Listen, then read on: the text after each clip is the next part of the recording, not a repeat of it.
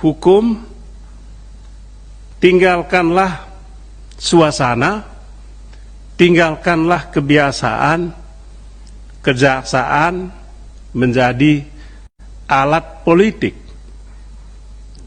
Di pusat saya tidak begitu merasakannya, tetapi di daerah sangat nampak ini Pak. Rasanya kalau saya ke daerah rasa itu muncul itu.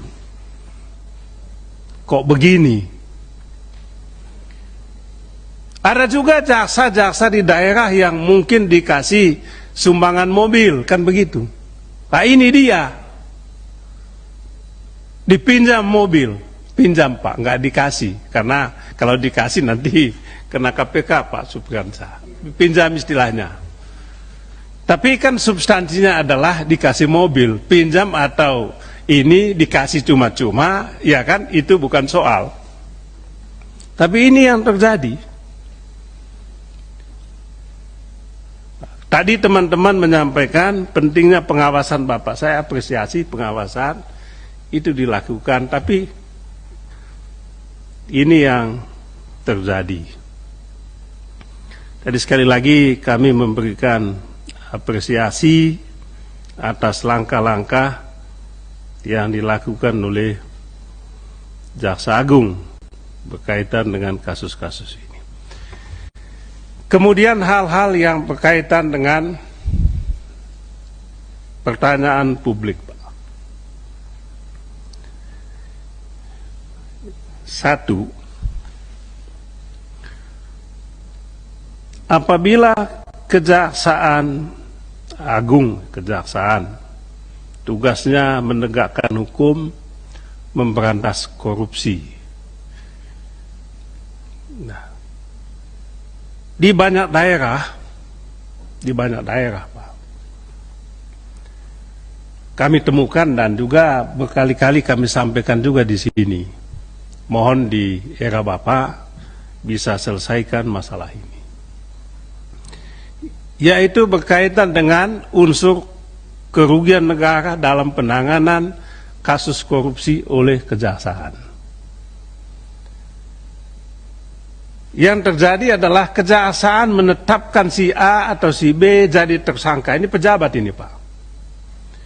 Baru diminta BPK atau BPKP menghitung kerugian negaranya. Dia sudah TSK ini. Mohon maaf aja Pak, ini sudah berkali-kali saya sampaikan. Mohon Bapak selesaikan. Si pejabat ini sudah ditetapkan TSK, barulah kejaksaannya minta BPKP menghitung kerugian negaranya. BPKP tidak mau menghitung kerugian negaranya dengan alasan sudah ada hasil BPK dan tidak ada masalah.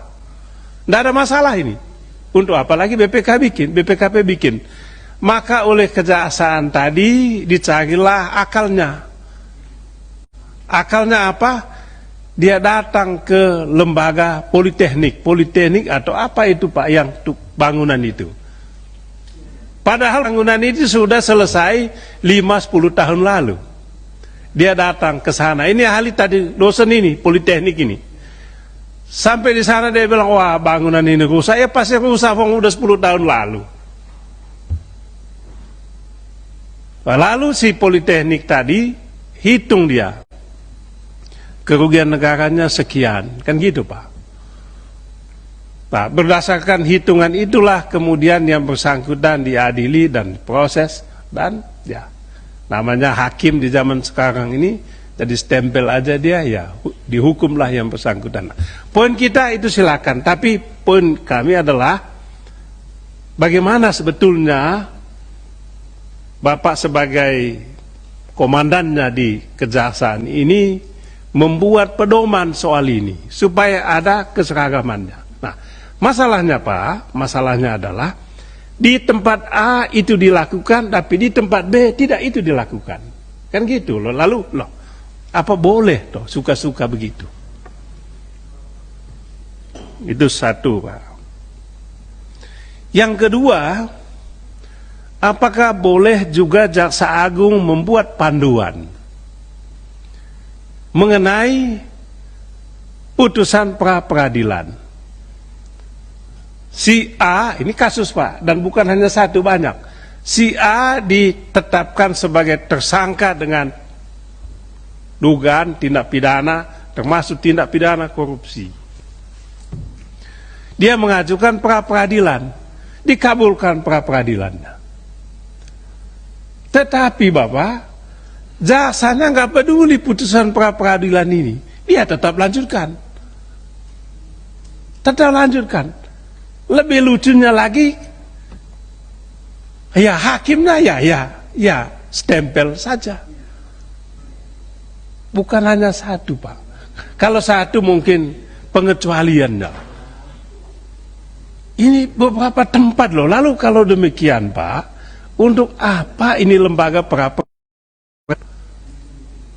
Kalau pra-peradilan mestinya kan ya ditetapkan lagi lah, ya kan? Tetapkan lagi. Ada ini Pak. Saya tidak mau menunjukkan kasusnya. Tapi kasusnya itu banyak. Kasusnya itu banyak. Ya mohon maaf, kita ini jadi tempat orang menyalurkan ini. Mereka menduga saya ini jaksa agung kecil. Padahal saya ini bukan. Ya, jaksa agung kecil itu Bapak Arteria Dahlan, kan begitu. Ya kan, ini dia. Kalau ya kan dekat toh Mas, ya. Jadi ini soal. Jadi kita butuh panduan Pak. Yang begini-begini ini apa toh baiknya. Kemudian yang ketiga Pak, kita ingin tahu juga prioritas Jaksa Agung dalam penanganan kasus korupsi ini apa? Apakah pencegahan kah? Kalau pencegahan di sektor mana? Kan tidak mungkin semuanya. Kalau penindakan di mana? Mungkin penindakan di bidang ini, pencegahan di bidang ini. Supaya kita tahu.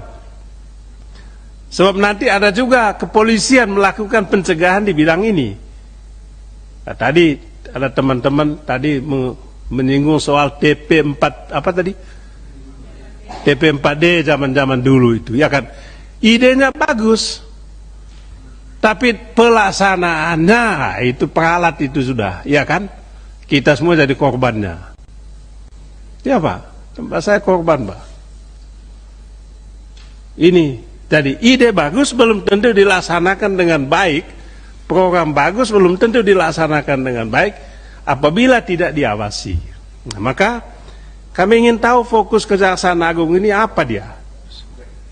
Nanti kita ingin tahu juga kepolisian apa, KPK juga apa. Kapan KPK kita pakai?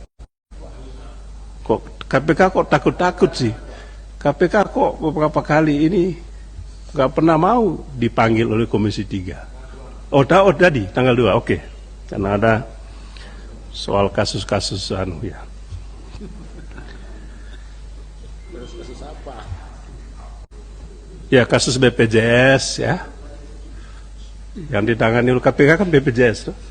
Oh bukan BPJS Kejaksaan ya. BPJS Kejaksaan. Ya mohon maaf. Ya. Waktu Pak Beni. Oke. Baik, saya terganggu dengan saya kadang-kala lupa kasus-kasus itu tadi. Mohon maaf saya. Terima kasih banyak. Ya, terima kasih banyak.